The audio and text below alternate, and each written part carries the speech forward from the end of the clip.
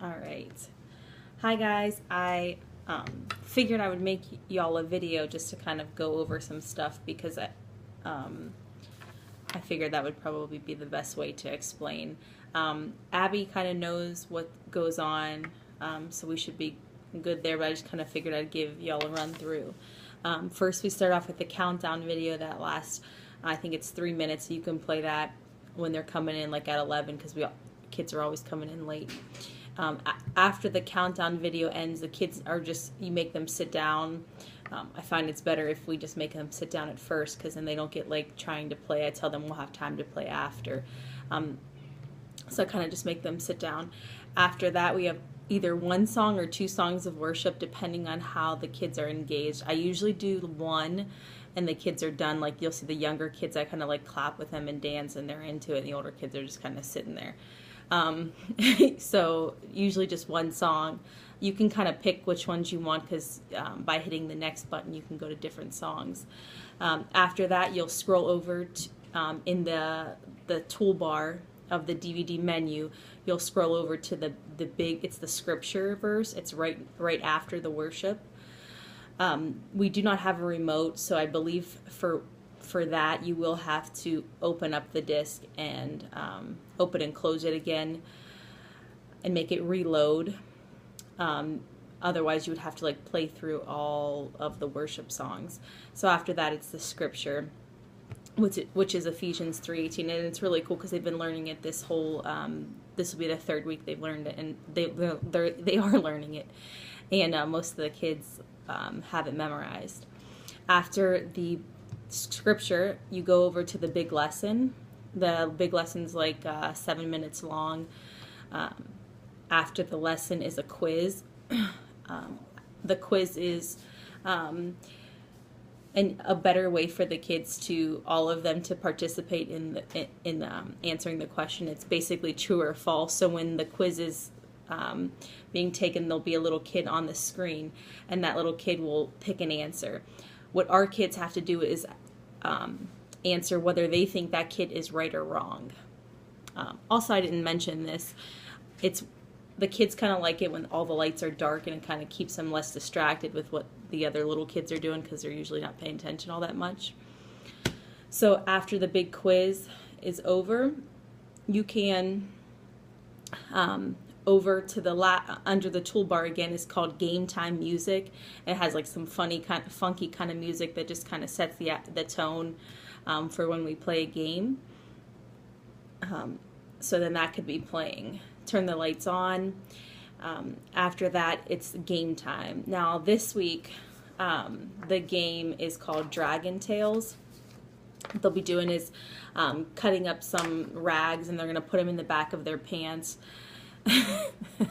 And their goal is to grab as many tails as they can while also not letting their tail get pulled.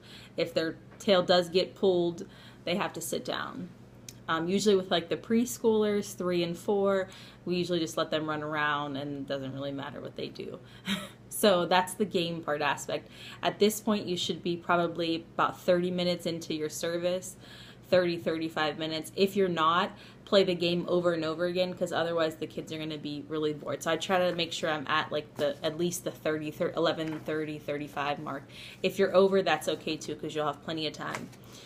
So after 11:35, 11:40ish, even that, you can go ahead and have them sit back down. They're probably all tired anyway. I say get a drink, have the older kids pass out drinks and a snack. They'll then sit back down into the chairs. After they sit back down, that's when you'll get your stuff ready for the Big Message Live. The Big Message Live is the group lesson where Abby probably will be leading that, and that our Rachel, whoever wants to do that. The Big Message Live, it has an intro where you're going to reinforce the big idea which they've learned in their lesson previously. So you can go through that life of love. You're going to start by asking the children, what is love? You're going to incorporate, just kind of like engage the children in that. The storytelling aspect, I usually don't do. You can do that though if you feel led to do that. After that, it has an object lesson. It says, how does it feel? Choose two children who are confident and outgoing and invite them to join you up front. You can go over that. You'll do that. Actually, I can read it to you now since you won't have all this information on hand before. It says choose two children who are confident and outgoing and invite them to join you up front. Explain to both children that they will have a message stuck onto their backs, but don't tell them what it says. One message says, talk to me, give me high fives, give me hugs, tell me what you like about me. The other message says, ignore me, don't talk to me. The rest of the group will read the message and then choose a few more volunteers to come up and follow what the messages say. After a few minutes of them interacting, have them sit down and ask each other who had the message on their back, how they felt throughout the experience, and then let them read the message. Discuss how it feels to be loved and how it feels to be ignored. So the 3 points are love God, love people, and love life. And so you can kind of expand on those. After that time, we're going to break up into the small groups. So that's kind of like your big message for all the kids. After that, we split up into our small groups. Small groups will then happen. Second grade and older will go with one person, and then first grade and younger will go with another person. When you break up into your small groups, you'll have these papers. It's your leader's guide. It's different than the big Message Live outline, but slightly similar. In that, you will have, it has a little connect time, which is just kind of like an icebreaker game that you can play with the kids. Kind of the younger kids, it doesn't go so well. The older kids, it may. You'll have a few questions at the beginning. 3 questions reinforces what they've been learning all morning.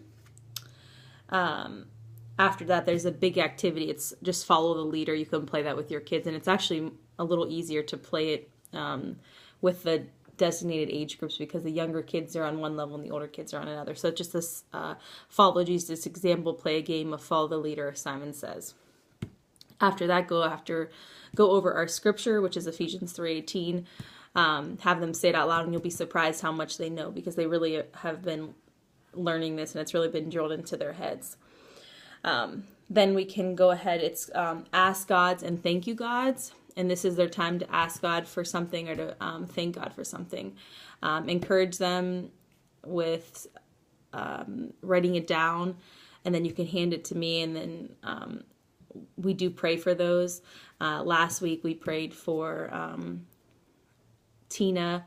We prayed for Connor and his mom and his baby, and we prayed for